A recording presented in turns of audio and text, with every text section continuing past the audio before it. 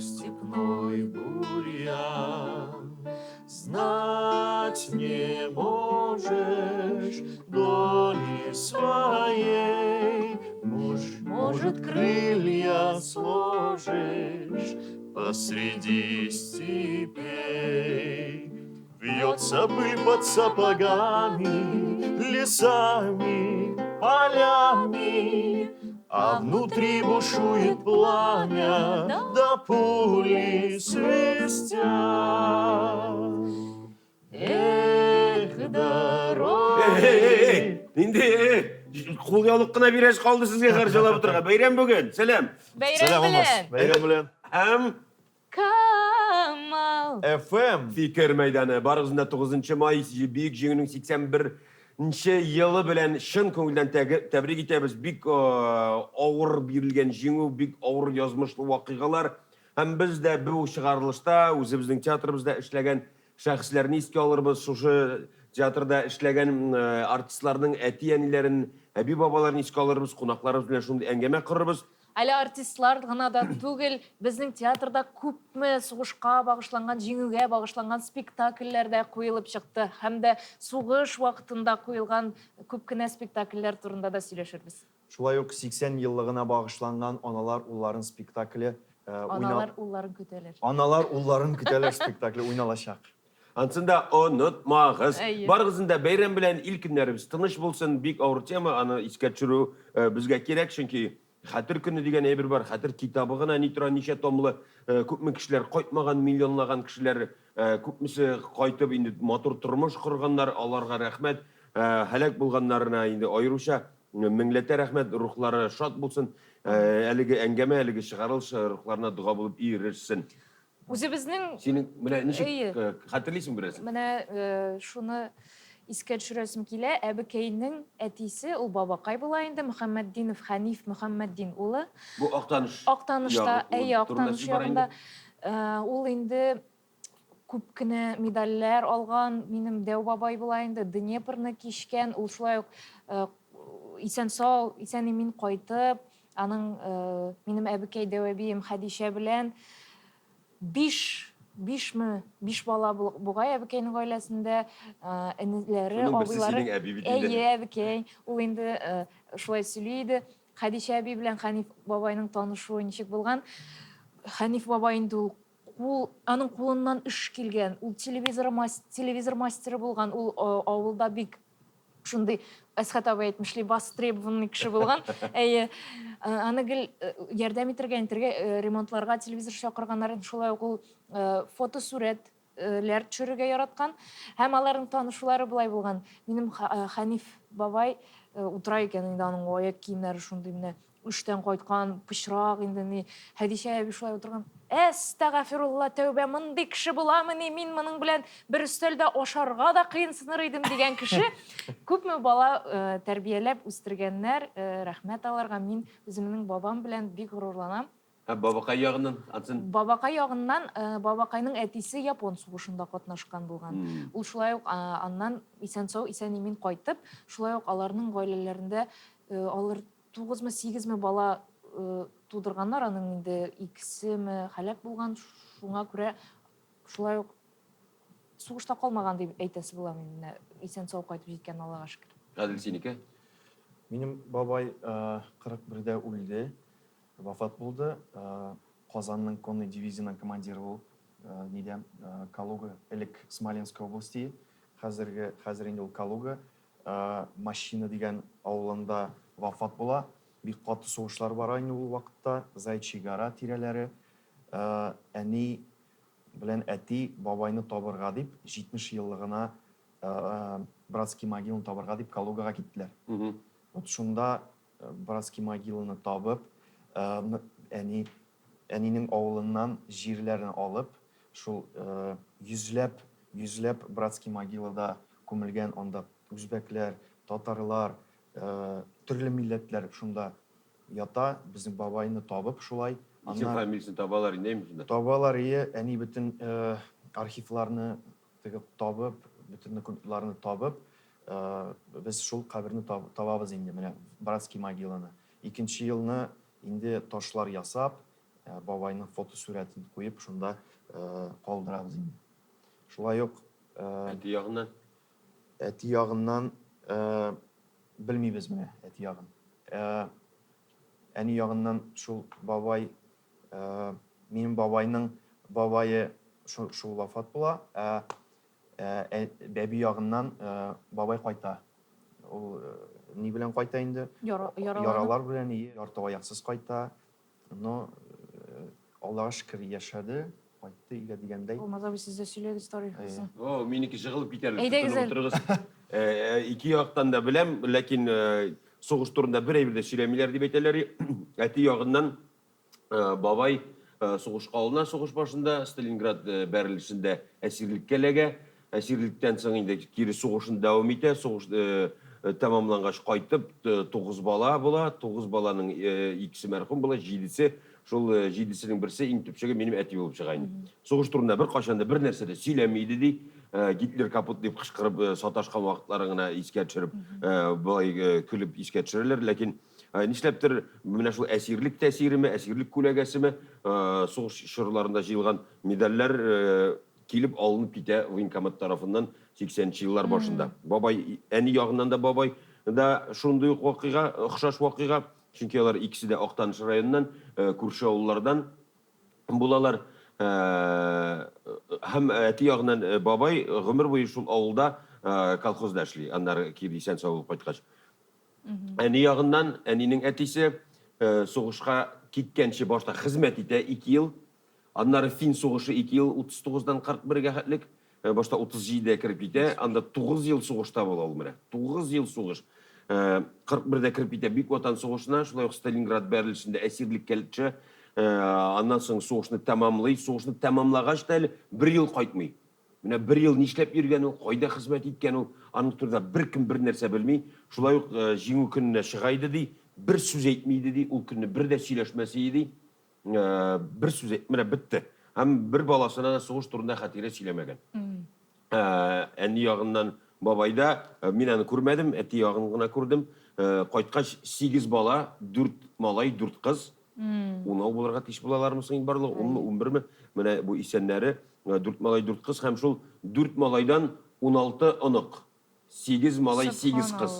Шул 16-ның берсе мин булып чыгам инде. Шундый математический анда бөтенләй бер саналган, чөнки бабай кайткач та счетовод булып эшли бик озак еллар колхозда.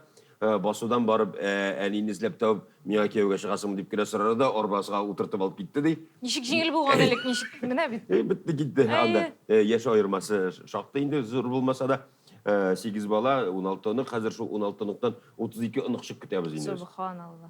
Мин Әхмәт белән Фәттах бабайлар, урыннары җмакта булсын. Әти ягыннан бабай 82 яшь, 83 тулыр тулмас, озын гомер кичерә, күз тимәсен. Әни ягыннан бабай инде иртәрәк китә, ансы да менә нинди сугыш, 9 ел сугыштан кайтып, ат чанасы өстендә сукыр чәгез шартлап мәрхүм була. Менә шундый бер караганда кызганыч китү, ләкин тормыш Ванечканы кына Да, вот я тоже хочу спросить, может, вы тоже расскажете историю о своих дедушках, бабушках? Я знаю про своего прадеда по линии матери, что он воевал в Панфиловской дивизии. Потерял ногу под Москвой и потом вернулся по инвалидности. Ничә күпме кино төшерелгән ул панфиловларның батырлыгы турында. Ванечка, рәхмәт. Без инде менә җырга килгәндә, Рәйхан җырга килгәндә, сугыш җыры җырларыннан дигән, син бу җырны төгәл беләсең бит инде. Син кайларда йөрисең икән, алтын. Ул Сара Садык иҗат иткән җыр, һәм ул чыннан да сугышка киткән сөйгәнен көтүдән язылган җыр. Без инде үз чиратыбызда зарыгып кунакларыбызны көтәбез. Чөнки алар белән әңгәмә тагы да кызыграк булыр дип уйлыйм. Бездә кунакта бүген Татарстанның халык артисты Әсгать Хисмәт, Иске Бишмәт, Илһам Шакиров премия лауреаты һәм Татарстанның халык артисты, театрыбызның музей җитәкчесе, нәфис сүз остасы Луар Шакирҗан булырлар җәмәгать. Син кайларда йөрисең икән, алтыным көләч йөзле иркәм, кайтырсың дип мин өмет итәм, мин сине һаман көтәм, Кайтырсың дип мин өмет итәм, мин сине һаман көтәм, көтәм. Аныңша без Айгөлебезне үткән туган көне белән котлап алыйк. 7 майда театрыбызның артисты, атказанган республиканың атказанган артисты Айгөл Хайруллин Миңнуллинның туган көне иде. Туган көнең котлы булсын. Без хәзер кунакларны каршы алыйк. Камал FM. Ванечка, белән дә һәр кирәк кунаклар техникада музыкадан менә кунакларыбыз килеп тә җитте. Ул да булса театрыбызның музей җитәкчесе, Татарстанның халык артисты, нәфис сүз остасы Луар Шакирҗан. Һәм Татарстанның халык артисты, Татарстан Республикасының Илһам Шакиров исемендә дәүләт премиясе лауреаты Әсгать Хисмәт Иске-Ишмәт. Исәнмесез. Ничек хәлләрегез, кәйфләрегез ничек? Аллаға шүкір, бәйрам алды. Бәйрәм белән сезне Бәйрәм белән. бүген бәйрәм ул. Менә бүген җиңү бәйрәме, ихластан котлыйбыз. Һәм кунакка чакыруыбыз да юкка түгелдер. Ни өчен дигәндә, чөнки сезнең икегезнең дә әтиләрегез сугыш ветераны. Инде без кыз кеше буларак беренче сораун Луара ханымга тапшырырбыз. Менә әтиегез сугыш турында берәр хатирә белән бүлешә идеме? Һәм сугышта ул кем булып хезмәт иткән? Пехотамы, очкычмы, танкта йөргәнме? Әйе, әти белән миңа соңгы елларда бергә яшәргә туры килде. Мин аларны алдан алып килдем һәм күп нәрсәләрне сораштым. Бала вакытта да сөйләгәннәре бар иде. Әти безнең сугышка алына Актаныш районындагы Байсар авылыннан, аларны башта укытучыларны бронь белән калдыралар. Әмма шул вакытта бездә өйрәнәдер инде ди мылтыгырына интер агач таяклар белән йөрергә, шуышырга шулай өйрәтәләр аларны. Аннан соң инде 42нче елны әти сугышка китә һәм шундук ул Ржев ягына эләгә. Ржев соңнанрак инде мин аны укып өйрәндем дә, ул Сталинград дәрәҗәсендәге кан кыеш. Анда шулкадәр күп булган югалтулар. Безнең Сибат Хаким да шунда сугыша. Мин әйткәнем дә бар бер әңгәмәдә. Сибат Хаким һәм минем әти шул булачак милли шигъриятыбыз өчен исән калганнардыр, чөнки Сибгат абый шагыйрь инде һәм дә сугыштан соң Лена Шагирҗан дигән безнең апабыз шагыйрә туа. Әтинең сөйләгән берничә кызык вакыйганы әйтә алам. Рәхим итегез. Әйе, Дуга булып бирсен. ул взвод командиры була һәм пулеметчы була.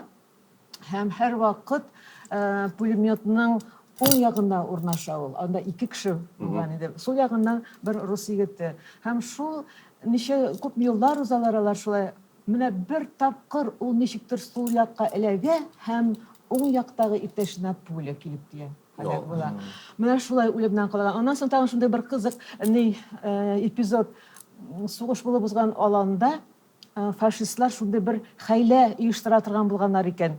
Әти табып ала бер мылтык, аны кулына ала һәм ул атып җибәрә, менә моннан колак төбеннән пуля сызгырып үтә. Аны командир бик ачулана инде, чөнки агачның нинди булса агачның ботагына бау белән бәйләп, курокны тартып торып, ул мылтыкны алуга ул ата торган булган. Шулай итеп күп кенә һәлак булучылар булган безнең сугышлар арасында. Менә шулай Булса итеп бигрәк инде. Әйе. Кызганыч. Әйе, менә шулай итеп ул юлда командир сүксә сүкте инде дә мин исән калдым ди. Аннан тагын мин кичкенә вакытта әтинең бер шулай күкрәк кесәсендә ниндидер бер кисет диләр, нәрсә диләр, оныттым инде шундый бер ни. Ул пуля белән уелган иде. Менә шул йөрәк янында тәмәке сала торган бер савыт булганмы ул. Менә ул да саклап калган әтине һәм мин әйтәм, әгәр дә шул вакытта бу бит инде бик ихтимал хәл. Әти һәлак булса, мин дә юк дөньяда, апа да юк. Менә шулай без исән калганбыз һәм әти Аллага шөкер җиңүнең 60 еллыгына кадәр яшәде. Әмма ул каты яралана шул вакытта Ржев янында һәм аны бер шулай ук Тихомиров дигән рус егетен әйткән иде, алып чыга кырдан бер окоп чокырына сала, син шушында ятып тор, алып китәрләр сине ди, яңгыр астында көн буе ята әти, шундан бер үзләренең командирының узып киткәнен күреп кычкыра, һәм аны алып китәләр. Ул Ржев шәһәрендә госпитальдә ята, аның кыйпылчык, мине кыйпылчыгы тия бут ягына һәм ул ярты ел гипста ята. Авыр булгандыр инде әти дигәч, әти, кызым, аның авыртуына чыдар идең, анда ди кычыта иде ул ди менә. Теге ир башын ат башы белән ир башы инәр генә күрми дигән кебек сугышчының менә шул гипс араларыннан беткереп, шулай итеп, ул аннан 5 сантиметрга аягы кыскарып кайта. Шул вакытта аны әле менә кызык, аны кан эчендә ятканда инде язып алалар инде госпитальдә Шакирзянов, еще один Шакирзянов дип әйткәннәре хәтердә калган дип. Минем әтинең Энесе Фатыха абзый, ул менә синең авылың Мусабай авылында, теге истәлек тактасында аның исеме язылган, Шакирҗан Фатых. Бик матур җырлый торган булган, гаҗәеп моңлы тавышлы. Һәм менә нәкъ ул да шушы Ржев янында хәбәрсез югала. Яңы соңыннан белешмәкче була, аларның госпитален күчерәләр. Ул килгән госпиталь бомбага тотыла. Менә шулай итеп бер юлдан йөргәннәр абыйлы энеле, әмма исән чакта күрешә алмаганнар инде. Бакыйлыкта урыннары җәннәттә булсын. Менә әтидән күп кызыклы нәрсәләр ишетергә туры килде. Алар менә шулай насың кайтып керә. Кыш көне ул киткәндә бер абыем әле әни көмәнле була, икенчесенә 5 яшь була. Шулай кышкы салкында таяклар белән сакал баскан инде, ябыккан кайтып керә ул. Абыем шул озатып калган абый, мондый әти буламы дип елап җибәрә. Бу минем әти түгел. Елап җибәреп кача. Менә шулай иттереп шундый кызыклардан менә Лена апаның шигырендә дә язган иде. Мәктәпкә укытырга яңадан йөри башлый инде ул таяк белән, бер заман таяганың төшеп китә дә. Кызлар инде пырхылдашып көлешәләр инде. Балакайлар аңлыймы инде шул яралы килеп килеш укытып йөри. Менә Җиңү бәйрәменә чыгайдым һәм җиңү бәйрәмен ничек каршылайды? Хатирәләр белән бүлешергә яратаймы җиңү көнендә яки тынсыз гына бер сүзсез генә чыгып, бер сүз генә әйләнеп кайта Инде аларны менә ул минем янда Казанга килеп 11 ел яшәде. Шул вакытта мин аны җиңү парадына күрмәсә дә алып чыга идем. Төшкән рәсемнәребез бар опера театр янында да. Аннан соң аның янына килә иде. Нәкия апа Сәфәрова, алар бер мәктәптә укыттылар. Әйтеп китергә дә буладыр. Ул безнең Әсхәт Сәфәровның әнисе, ул 98 яшендә берничә ел элек кенә вафат булды, шулай ук ветеран иде. Менә ул безгә килә иде, ул да Казанда яши башлады. Алар сөйләшәләр иде, мәктәптә бергә укыттылар бит инде гомер буе. Мәктәп хәлләрендә, сугыш хәлләрендә безгә дә сөйлиләр. Бу бәйрәм була иде. Аларны бергә күрү, аларның шулай рәхәтләнеп сөйләшүләрен күрү күңелгә бик рәхәт була иде. Кыскасы, ул көннәр инде менә шулай сагынып сөйләргә генә калды. Урыннары җимәктә булсын. Амин. Шуңа күрә җыелып искә төшерәбез дә. Әсхәт абый, сез дә үзегезнең тарихыгызны сөйләсәгез иде. Benim tarih bulmadır indi, әти tarixidir. Шулай. Benim әти soğuş başlanğanda әлі Донбасста хезмәт итә, soğuşta киткәнче. Soğuş başlanгач кайта ул, кайта 42-нче елны анарга повестка китерәләр. Әти повестка алгач, нишләптер дәвәти була инде, әтинең әтисе мәрхүм була. Менә шушыны җирләгәннән соң әти сугышка китә. Сугышка китә, 7 ел хезмәт итеп кайта ул башта менә Зөһрә ханым. 7 ел 49-нчы елга элек. Әйе. Ну бит әле сугыш беткәч анда җибәрмиләр күп кешене. Зөһрә ханымның әтисе шикелле ул минем әти дә башта пулеметчы була. Ул ди бик авыр иде, анда пулеметчик менә 5 кеше. Берсе стволын тоткан, берсе арбасын тоткан, икесе тота патроннар, икешәр шундай ни белән ящик белән инде шундай. Аны кул белән күтәреп йөрү яхшы. Аннар бау белән дә асалар биләренә бер кеше дә мылтык дине. 5 кешегә бер мылтык, бүтән корал юк иде дип сөйли. Аннан инде ул Днепр буена барып җиткәч, яралана, госпитальдә ятып чыкканнан соң әтине укыталар, ул сугышны бетерә танкист булып. Ул механик водитель булып, танкист булып сугышны бетерә. 7 ел хезмәт итеп кайта, яралана, нитә. Ой, менә Зөһрә ханым сөйләде, менә шулай ук әти дә яралангач жата җыялар инде яралы кешеләрне, кем исән, шуларны җыеп йөриләр. Әти кала сыймый арбага. Әйтә инде, урысча әйтә ул. Ну, что, батя, меня оставляешь, дип шулай сөйли дә. Лежи спокойно, за тобой придут, ди. Шулай иттереп әтине алып китәләр. Шушы кешене көткәндә әти сөйли, менә айга карый инде, әйтәйин ди. Айлы кич булган күрәсең инде. Әгәр шушы сугыштан исән сау әйләнеп кайтсам, авылымнан бер кайда китмәсем дип әйтә әти. Шул коткарганмы, нәрсә булганды, әти бер кайда чыгып та китмәде ул. Гомер буе механизатор шурук профиль булып колхозда хезмәт итте. Урыны җимакта булсын. Ну, менә больниста ятканда сөйләшәләр, менә шул әйтеп пулеметчик болғаш 5 кішіге 1 мылтық деп сөйлей. Сонда ята шулай бір соғыш ветераны анарға машина алырған екен. Аның Мында қайтқаш енді. Больниста ятқаш. Әлі қазір нейде, сен шағында. Қазіргі заманда. Сөйлеше әти мылтық, қынай 1 мылтық дейді. Әтігі бабай жата, енді ол машина алырған дейді. Аның бір қолы тірсектен жоқ, бір қолы бармақлары жоқ енді бұлай негіне қалған. Машина, әтем бұлай машина жүрте аламы? Спорлашма болым, жүрте ала дейді. Әттіге мужик айты, ты Асадулла не ври, у нас обмундирование и оружие был дейді. Міне, қайбірлерінде болған, қайбірлерінде болмаған. Міне, неше айтасың?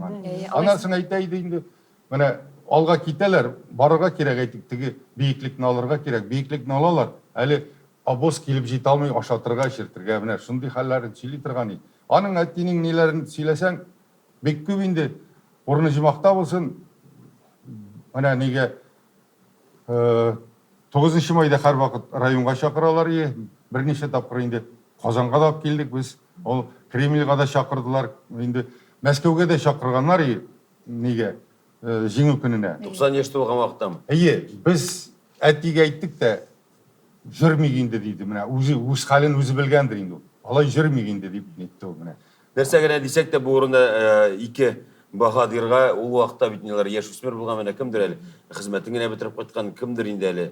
Шыңіне баштаған? 29 ешті болған. 29 өсмер шақтан өткен болса да, алар дүнияға мінашыны талатын кішілердің бөлек етіп үлгіргенлер бейік ватан соғышында қатнашып, қаты яраланып, исен сау қайтып, аларға рахмет яусын, искетші рухларына дұға болай берсін. Енді шужынды бәйрам күнінде біз қазір театрал яғына да көшербіз. Сіздің білен әңгәмәгә, чөнки гел әти турындагына сөйләшеп моңсуланып отырып булмас, чөнки Марсель Абыселимжановның театрының 90 еллыгына багышланган видео үзегендә шундый бер бик матур сүзләре бар. Безнең театрыбыз үз кыйбласында бер качанда тайпылмады, һәр вакыт татарча уйнаган, татарча эшләгән. Хәтта бөек ватан сугышы елларында да үз эшчәнлеген туктатмаган. Һәр вакыт татар тілінде спектакльлерін ойнаған деп әйтә тұрған бір матур фрагменті бар. Һәм сугыш елларына дегенде, Лара ханым, сіз бәлки күбрәк беләсездер, ул материаллар белән эшләгән кеше буларак. Сугыш чорында да спектакльләр куелган. Сугыш елларында 23 хәтта. 23 менән 4 елдан артыграк вакытка театр эшләгән бөтен көчкә 40 еллыкка әзерләнгән вакытта җиңүнең Bütün prikazlarını arxivtağını qarab, kimler soğuşqa kipken, indi 20 iyunda bizim teatrdan bütünüsün deyerlik soğuşqa alırlar. Barıp dik, en kirekli tüp rollerde oynayışılarını, hem indi ülkədənərligine burun bilen qolduralar. Şulaydı bizden bik talantlı kişilerimiz kitte soğuşqa hamalarının 21'i eğlenip qaytdı. Şu cümleden mena bik güzel, mena bik yaş talantlı Галискар Камалның улы Фаик Камал да 20 yaşı әле тулангына буланың ул да Галискар Камалның тагын бер улы халак була сугышта һәм менә шушы аның каләм осталыгы да таланты да була, менә ул да кайтмый. Шулай итеп без шушы 40 еллыкка эшләдек, әнә шундый хәтер такталары. Аннан соң инде Фатима Ильскаяның улы да мәрхүм булган. Biz Дәрсе гыйбрәттер театрында ул турыда хәзер тагын әйтәм. Менә 50 еллыкка bütün материаллар нәрсә бар, инде исемлекләрен, сугышта һәлак булганнарның кем катнашкан, кем ул вакытта бик күп була концерт бригадалары безнең театрдан да катнашалар. Анда Рәшидә Паҗиханшина, Гафуров Ибраһим абый, аларны Зифа апа, Шираздан Сарымсаков, Сөләйман Вәлиев Сулева, аннан соң анда аларның менә барсының да рәсемнәрен табып, шулай итеп Рәшидә Таминдарова, Кәшифә Тумашева, Рәкия Ибраһимова баянчы безнең театрда эшли. Аларны сугышка җибәрү, фронтка җибәрү дигән приказлар бар, менә аларның да рәсемнәрен куеп, шулай итеп аннан соң инде сугыш елларында куелган спектакльләрдән фотолар, сугыш турындагы спектакльләр, сугыштан соң аларда бик күп бит безнең һәм менә сугышта һәлак булганнар. Сугыш чорында бит инде махсус сугышка багышланып спектакль куелмагандыр. Киресинче, Юк, нәрсәгә басым ясалган? Беләсезме, әйе, бу бик дөрес сорау, чөнки икенче көннең инде репертуарны карау, репертуарны үзгәртү мәсьәләсе кайберләрен төшереп калдыралар, һәм ниндидер классик әсәрләргә тукталалар, һәм беренче тапкыр бөтен ил күләмендә дә әле сугыш турындагы әсәрләр булмый беренче, икенче елларда. Әмма безнең инде 42нче елның ахырында Нәкый Исәнбәт яза беренче сугышка багышланган әсәр, трагедия дәрәҗәсендә Мәрьям дигән пьеса, драма, һәм ул куела шунда ук. Аннан соң 44нче елда Мирсәямир Миңлекамал дигәнне куя. Ансы инде сугыш чорында авылдагы Тылдагы инде авырлыклар турында әйе, шушы тормыш турында, менә шулай итеп сугыш турындагы, сугыш вакытында әсәрләрдә куела. Классикага игътибар бирелә, анда Король Лирны да куялар, анда комедиялар да була әле соңрак. Башмагым да юк, башмасам Банкрот һәм Хаҗи әфәнде өйләнә дә репертуарда бар, менә монда 23 спектакль арасында. Монда Король Лир да бар, монда Банкрот да бар, кыскасы монда Идегәй дә менә шушындый кызыклы 21-23 әсәр.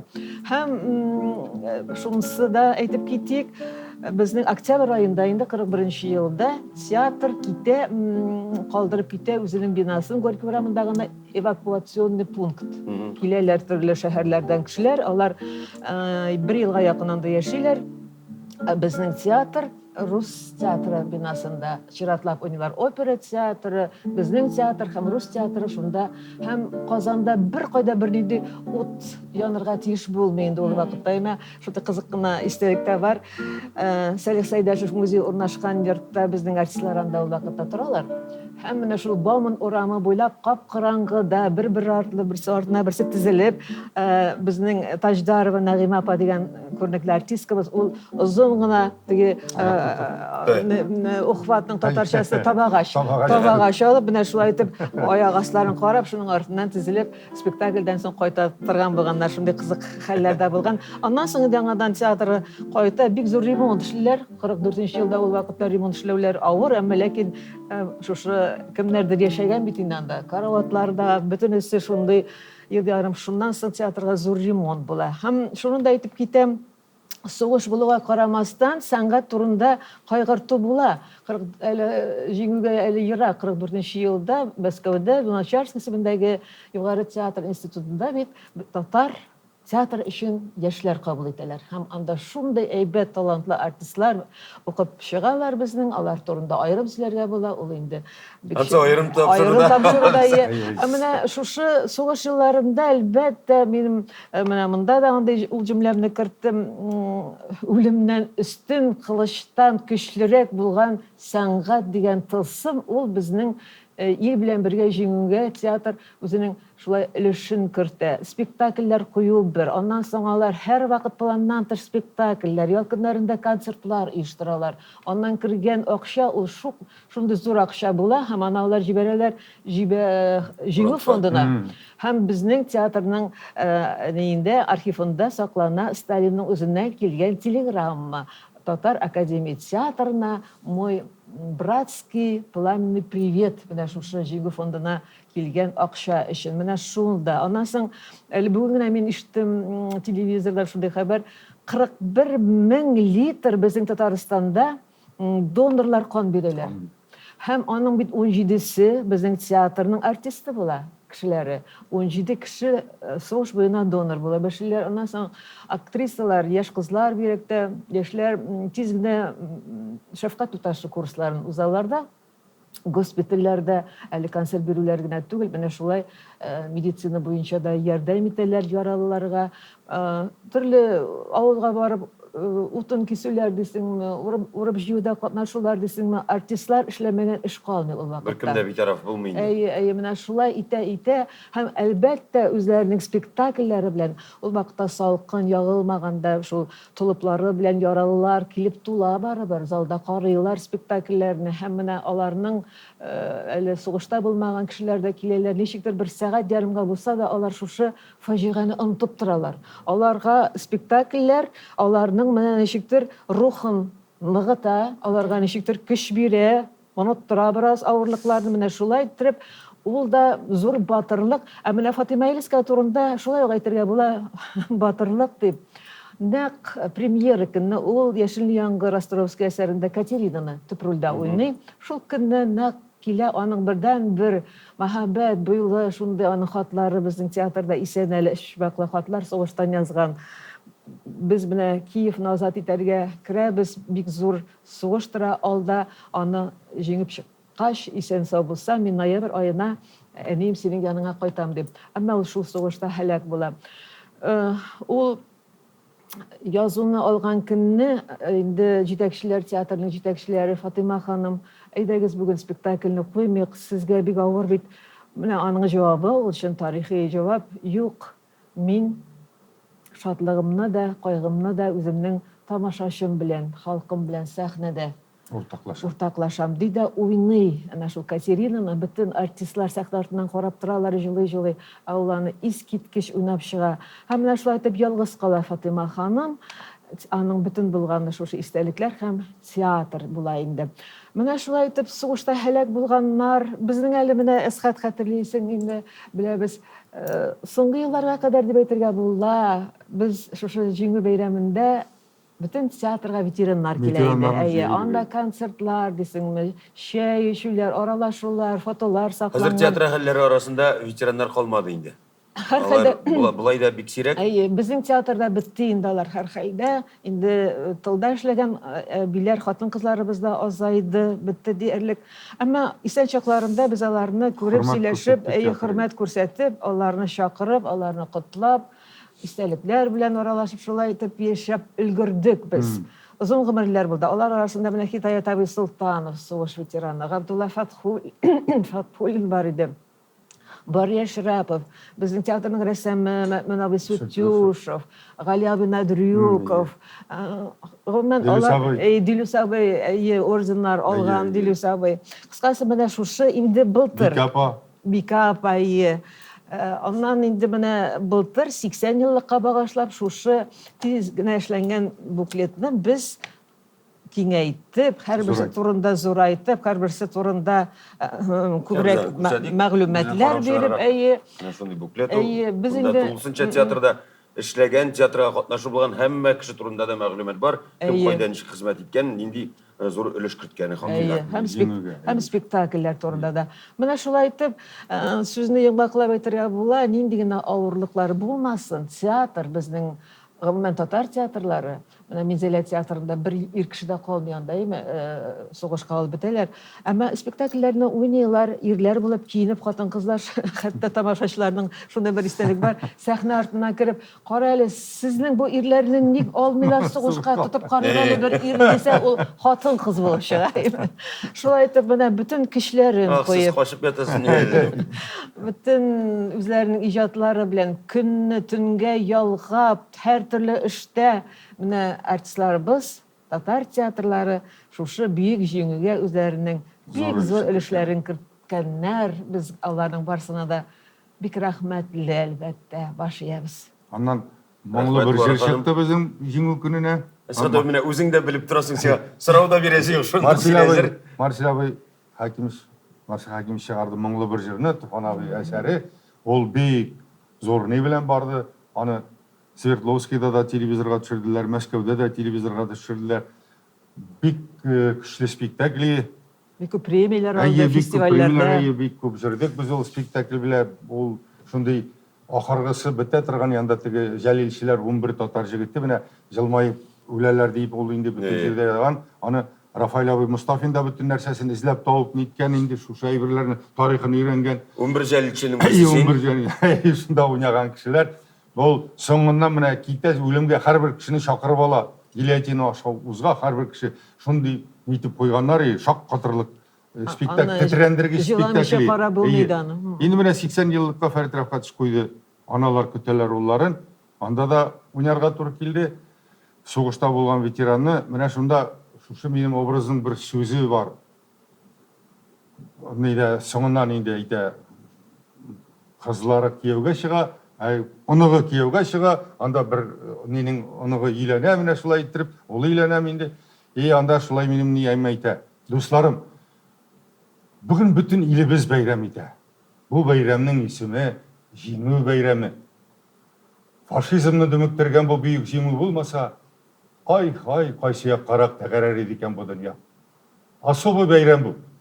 Бу бәйрәмдә кайгысы да, хәсрәте дә җәнәшә утыра. Чөнки корбаннар хисапсыз күп булды. Миллионнар белән исәпләнә дип сөйли. Җиңү көне белән барыгызны да. Әсгат абый, син булгач бер җырсыз булмый инде. Ул Дишен. Озатып вокзаллар каршында, маңгайдан үттеләр аналар, тузанлы юллардан үттеләр, дөньяны күрмәгән балалар. Балалар керделәр утларга, балалар сүз бирде тупларга, күпләре төрелеп шинелгә, калдылар еракта йокларга. моңлы бер җыр булгач та бит инде. Моңлы бер җырдан Анда бит уйнашын. Ул сибелешәчәк җырсыз инде җырларга мөмкин кирәк. түгел инде. Гүл бакчага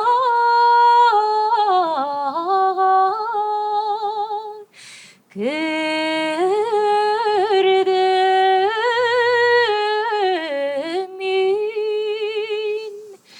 Гүл бакчага кердем мин дә, гүл чәчәген өздем мин.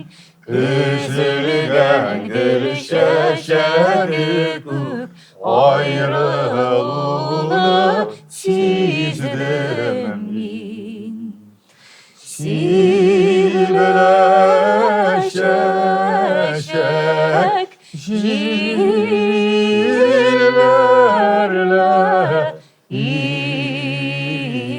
İskender. Üzle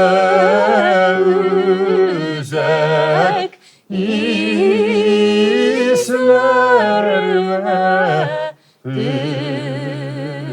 düşkende. Үзәкләребез үзлә күрмәсен, искә төшердек, рухларына дуга булып Амин. итсен. Амин. Алмаз менә әзрәк кенә бәлкем онытканмындыр да, шушы соңыннан яңгырарга бер әтинең үзе турында язган шигыре кыска гына. Сугыш мине каты яралады, газаплапмы, әллә аяпмы, сугыш кырында кыскарттылар минем дөп-дөп басып биргән аякны. Аяклылар онда ятып калды, кайтмасалар, көтмә бусага, ә мин менә шушып чыктым алар арасыннан сыңар аяк белән булса да, сугыш батырлары, илнең нигез ташы, алар даны булыр мәңгелек. Искә алыгыз, яшьләр, сез дә аларны һаман һәр чак һәм иңелек шулайрак менә бераз гына ялгыштым, әйе. Шуңа күрә искә алабыз, әйе. Искә алу ул хәтер безне яшәтә. Без моны хәтерләргә тиеш. Ул бөек җиңүне безгә якын айткан һәрбер кешене, һәлак булганнарын, инде исән калып тормыш иткәннәрен, исән калып менә шундый шәхесләргә тормыш биргәннәрен. Шуңа күрә кунакка килгән өчен рәхмәт яусын. 9 май җиңү бәйрәме көне белән сезне. Киләсе елларда да шулай ул бәйрәмне каршылап, искә төшереп, хәтерләрен яңартып, рухлары җмахта булсын дип теләп, үткәргә насыйп булсын әлеге көннәрне, әлеге көнне, әлеге бәйрәмне. Үзегезгә бик зур рәхмәт безне шулай кунакка чакырган өчен. Эшегездә, тормышыгызда уңышлар телибез. Амин. Киләсе очрашуларга. Амин. Камал FM. Фикер мәйданы. Хәтер мизгелләре. Җиңү көне белән. Менә бит. Әфәрин, рәхмәт сезгә, киләсе очрашуларга кадәр. сау булыгыз. Камал FM. Чиратта кунакларыбыз да килеп җитте, сауларымсыз кызлар, йолдызлар. Кая килгәнегезне, нәрсә эшләгәнегезне аңлап килдегезме, беләсезме? Шамалыйбыз. Белми ахыры. Мин күп эшлим, шуңа күрә. Бөтенебез дә күп эшлибез, айда 76 спектакль, субханалла. Үзебездә менә ничек бу шарага вакыт тапканыбызны аңламыйча калабыз. Бәйрәм белән сезне Бүген беренче җиңү көне. чиратта. Бөтен илебезгә, һәрбер кешегә кагылышлы булган бәйрәм. Һәм безнең бу очрашуда сезнең гаиләгезгә кагылышлы, әлбәттә, әтиләрегез булмаса да, бабайлар катнашкандыр һәммәгезнең дә. Мөмкин булса шул хатирәләрне яңартып, һәм сезнең ишегезгә дә кагылган аналар улларын көтәләр дигән легендар спектакль бар. Анда һәрбер персонаж. Аналар һаман баралар Безнең дигән. клуб инде андый легендар спектакльләр. Ул спектакльгә җиткәнче Үзегезнең бабаларын искә төшереп алыйк әле, рухларына дуга булып бирсен. Менә минем бабамның сугышта булган мин тәгаен хәтерлим, аның шишенгәч тә теге яралы тәннәрен күргәнем бар. Ләкин мин кичкенә идем, менә сорап, кайларда, ничек булганын.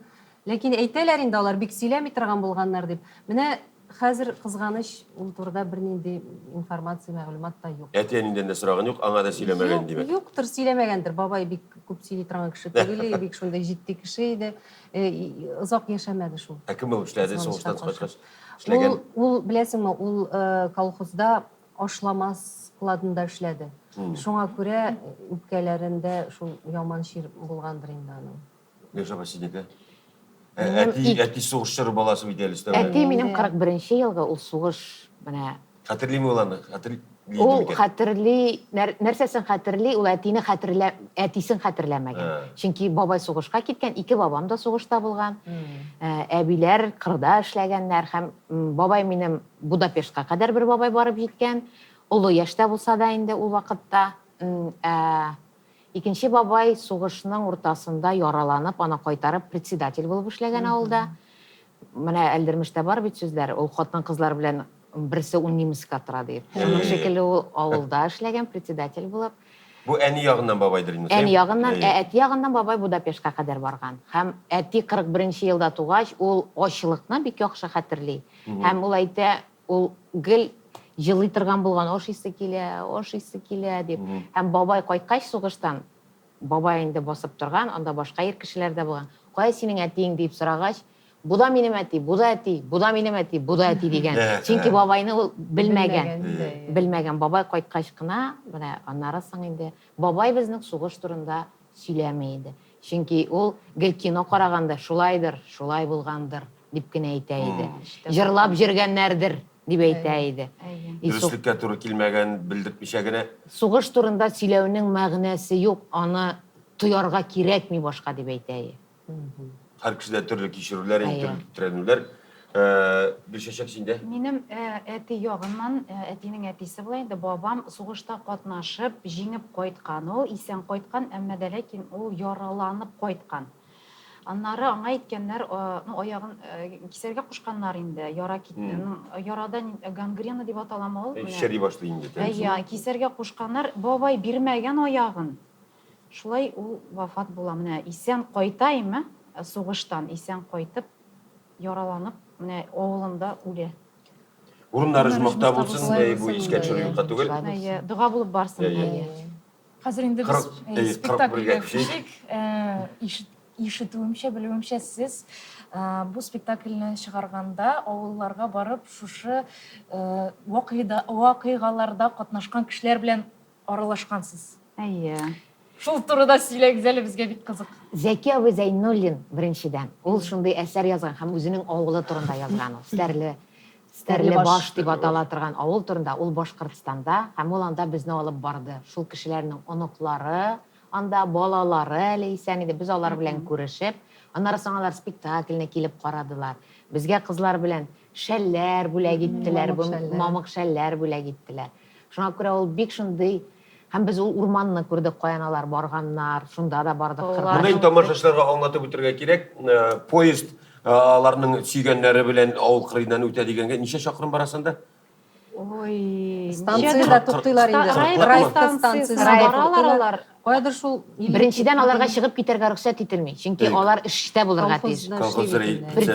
Кагазың булмаса, аларны тотсалар, аларны утырталар иде. Шуңа күрә, ләкин алар менә барабыз дип җыеналар, ризыклар алалар. Һәм шул ук вакытта кагазны председатель аннары аларга рөхсәт итеп бирә инде. Менә аның белән сәхнә бар иде, Әсхат абый иде аны. Шуңа күрә алар барып җитәләр, үзләренең ирләренә аш күрергә, ризыклар бирергә. Ләкин поезд барып җиткән вакытта китә. Аларны күрә алмыйлар. Бу тормышта да нәкъ шулай булган. Нәкъ шулай булган. Һәм исемнәрен дә Зәки абый нәкъ шул исемнәрен калдырган, бернинди персонаж уйлап теге язылган түгел, әмма чын бар. Сез авылга барганда менә шул оныклар белән күрешергә дигәндә, ул кызлар, хатыннар исән булмаганнардыр инде. Юк, әниләре юк иде Мин инде. менә мәсәлән Зифа дигән персонажны уйнадым. Зифа ханым, аның кызы белән таныштым. Миңа аның фотокарточкасын күрсәттеләр һәм ахырда без фотокарточкасында ул берет белән Без аны финалда калдырдык Зифа ханымны Берет белән. Мин аның кызы белән, менә аның нигезендә булдым һәм кызы белән Кем бала, кайсы персонаж бала күтәреп бара икән? Мин Ямал мәне. Мин Ямал Илсет Менә ул бала Ул чыннан исән да, идеме? чыннан да Сез без бар- аны алай күрмәдек, әйтә алмыйм. Менә ансын. 5-6 ай дип әйткән иде, Зәки абый шулай сөйләгән иде. Үсеп җитте микән бу бала? Ул тарих билгеле үскән. түгел. Үскәндер инде, әйе. Ләкин анда шундый кызык әйбер бар, без аны менә ул кешеләрне күреп, алар белән аралашып, аларны бут вакыйгаларны безгә Зәки абый гел юлда да сөйләп барды. Һәм һәр вакытта алар белән таныштырып барды. Алар менә әйтәм бит, алар килгәч тә ул спектакльне. Ләкин ул спектакль сугыш турында, кайгы турында түгел. Ул мәхәббәт турында. Әйе, мәхәббәтле Ул спектакль. шундый ул вакытта көлә торган сәхнәләр дә бар иде. Ничек безнең кияүгә чыкканнар. Без менә шул шырда яшәгән, инде үз ирләрен сагынып яшәгән персонажларны, чын кешеләрне сез үзегез уйнадыгыз бит инде, кыскача шуның турында. Чөнки алар менә шундый хатыннар яшәткән бит инде бер караганда. Тырыш, уңган, бер нәрсәгә бирешмичә, әле менә шул вакытта да нидер рухи күтәренкелек табып яшәү бит бу бер. Бирешеп бетте. Бу чыннан да битәсең. Менә һәрберегез үзегезнең персонажны искә төшереп алыгыз әле. Минем персонаж Зифа әйтеп киттем. Инде минем иремне уйнады Алмаз Себезянов. Ул Абдулла Комсомол. Безнең шундый гаилә иде. Мин Халим абый Җәләйнең кызын уйнадым инде. Халим абый шундый кызык персонаж иде. Ул теге минем лапти чабата чигеп, чабата уручы инде җырлап. Ул колхозга керүгә каршы кеше иде. Каршы кеше. Шуңа күрә кызын теге комсомолга нигә бирәсе килми. Комсомол бик үҗәт, керә. Шуннан инде минем әти белән бик сөйләшә, әти каты тора, бирми кызын. Әмма дә ләкин ниндидер теге менә мин хәтерләмим, ул заявлениелар язамысың, ул ниндидер менә шундый төрле юллар белән кереп, ничектер мәхәббәтен яулый инде Зифаның. Барыбер аны хатынлыкка ала. Минем шундый кичкенә генә булса да, ул шундый җылы калган менә күңелдә сәхнә. Безнең һәрбер сәхнәбез менә күз алдымда тора. Һәрбер Миләүшәнең дә Райхан персонажын уйнаган иде. Миләүшә, мин Вәли абый белән һаманда күз алдымда анда алсу талчынкалар киеп. Синең Абдулла җаның менә сугышка китеп баручыларның берсе иде. Әйе, мин яшь кыз идем әле, анда аның баласы юк иде. Минем персонажның. Синең кем әле? Менәвәрә. Мин Менәвәрә, әйе, минеке дә Абдулла иде бугай. Синеке анда 3 Абдулла иде. 3 Абдулла иде. Минем Абдулла Комсомол, синеке Абдулла һәм Тракторист иде минеке. Серверның да Абдулла иде. Машина йөртүче иде, шофер иде ул. Әйе, мин Менәвәрәне уйнадым мин. Ул кулак кызы иде. Моның хәбәр килә, әтисен иртә белән Себергә җибәрергә, бөтен балалары белән. Менәвәрә иң зур кызы, аңа каядыр 16-17 яшь. Ул инде теге туган җирдә ичмасам бер кызым гына калсын дип, ул тиз генә сөйләшеп, менә шушы теге шофер җигет белән, менә минем кызга син өйләнәсең, минем кызны сиңа калдырам. Юк, шофер үзе сорап киләнердән, ул аны күргәне була инде. Шулай итеп кызын авылда ярар калсын инде дип, бер баласын булса да 17 яшьлек кызын калдырып китә, үзләрен Себергә сәләм. Габделфәр табый әтиме. Мин хәтерлим, кулис артында Габделфәр табый башта эт булып өрә иде. Аннары шундый ярата идем аны карарга. Кулис артында гына. Әйе, Габделфәр табый башта эт булып өрә. Аннары имеш ул этне тибә дә, эт улый башлый. Аннары Шарик фу диде. Аннары әтисе булып чыга, шундый кызы иде.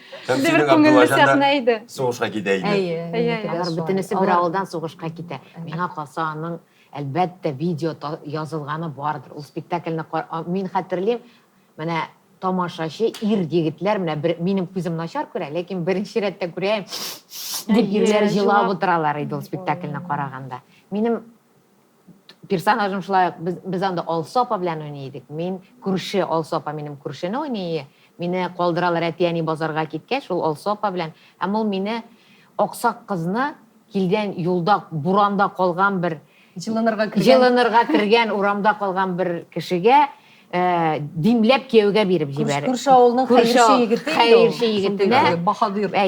кияүгә бирә инде. Менә шуңа күрә ул шундый әйтәм бит, һәрбер хатын-кыз үзенең иренә мәхәббәтен сөйләде ул спектакльдә. Һәм ничек аларны сугышка алгач, шул мәхәббәт аркасында алар чыгалар юлга ирләрен исән калдырырга, күреп калырга дип. Минем әби дә мәсәлән шулай Казанга, безнең Казаннан 250 километр, бабайны яралагач Казанга кайтарганнар да, әби ат белән киткән Казанга. Ой, 250 километрны. Ул анда әтине алган, әти җылый башлаган да берничә километр узгач кире кайтарганнар. Мине бабай утырган. Бабай белән сөйләшергә ярамаган. Кайнатасы белән. Шуңа күрә ул әтине алган булган кайната белән сөйләшкәндә әтигә әйтеп, аның аша сөйләшергә. Алай да булмагач, әтине калдырганнар, икәү киткәннәр. Авылларда куна-куна барганнар Казанга. Казанга килеп җиткәч, бабайны инде госпитальдән алып, шулай ук алып киткән булганнар сугышка. Уланы шулай ук Очрашып калганнар. Очрашмаганнар алар. Шулай ук баргач, нәкъ арбалы хатыннардагы шикелле очраша алмаганнар. Миңа шуңа күрә дә бик якын иде бу пьеса. Ләкин бабай Аллага шөкер исән сау кайткан. Кайтып әле. Күрешкәннәр бар. Мәхәббәт җиңгән. Кайната белән сөйләшергә ярамаган. Ну, элек бит тел нитергә ярамый, кайната белән сөйләшергә.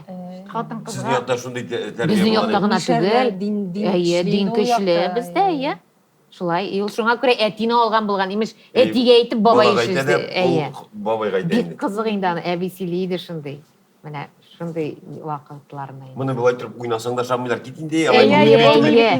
Хәзер син дә ышанмыйсың, әйме менә бишек инде шу. Ул бит инде бик иртә шорт түгел, 20-нче гасыр уртасы.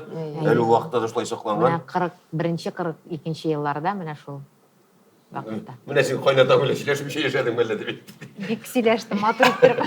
Аллага шөкер килдек. Аллага шөкер. Равил абыйның бер кызык сәхнәсе бар иде. Ул бит инде шулай сугышта булган, өлкән яшьтәге абзый, хатын-кызларның теге ирләре янына барган белгәч, бу бабай килә инде, тегеләргә үгет нәсихәтләр бирергә. Әйе, сез анда әйтегез ирләрегезгә, алар мылтык күтәреп иң алдан ура дип чапмасыннар.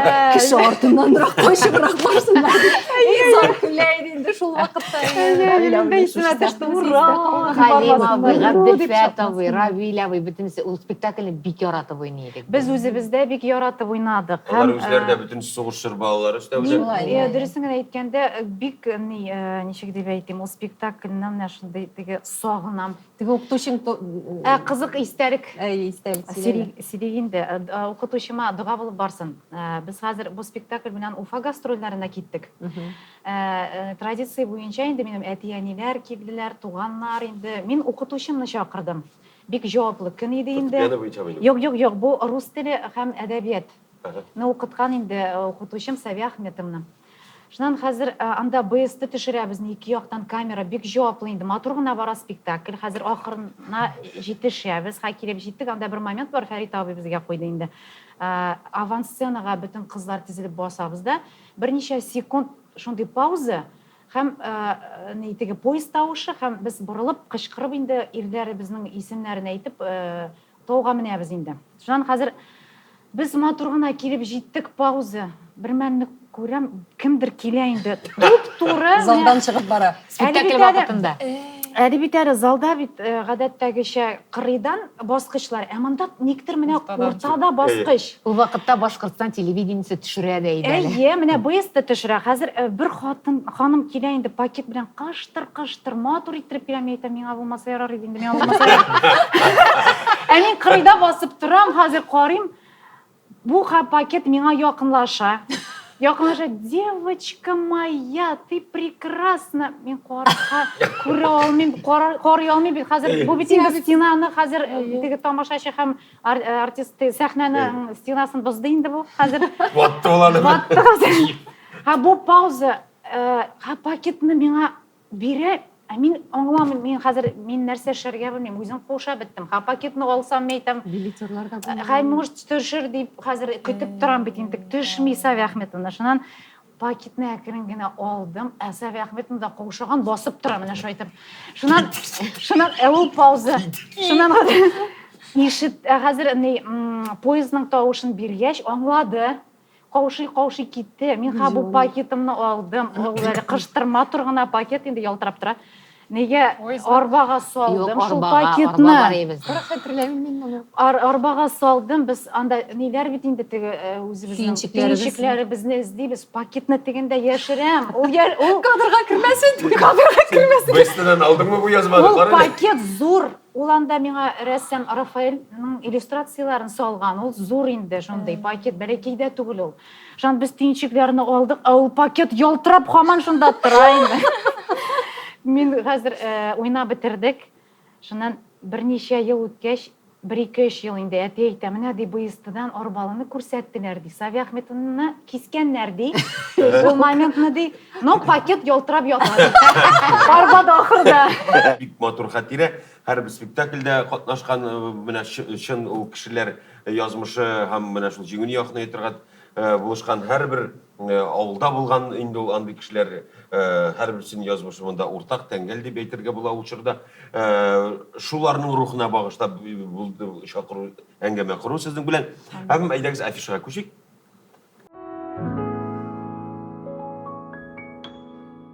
10 майда иртә кич Сициту спектакле, 11 майда көзге кайтава спектакле булачак.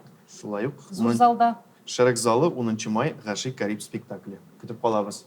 41 елның арбалы хатыннарын кабатлап әйтәбез, сез инде Шәрек клубында 10 майда көндезге 3тә карыялачаксыз. Анда инде менә төп рольләрне башкарган кызларның ишесе белән бүген әңгәмә кырдык. Кызлар сезне бәйрәм белән кунакка килгән өчен рәхмәт. Безнең бу чыгарылышны бөтен дөньяда, бөтен безнең интернет киңлекләрдә карыйлар. Һәм аның шундый бер саубулашу гадәте бар. Камал. FM. Фикер мәйданы. Дөньяларыбыз тыныч булсын, барыбыз да сау сәламәт булыйк, исән сау булыйк. Менә миндә бары тик шушы сүзне генә әйтәсем килә, дөньялар тыныч булсын, имин булсын. Минем дә бары тик дөньялар тыныч булсын иде, зинһар. Кайнаталар белән сөйләшерлек дөньялар тыныч булсын җәмәгать. Ямык, кунакка килгәнче рәхмәт, киләсе очрашуларга кадәр. Инде барыбыз да спектакльләргә ашыгабыз, эшебездә, тормышыбызда уңышлар телибез һәммәгезгә дә. Рәхмәт. Рәхмәт. Рәхмәт.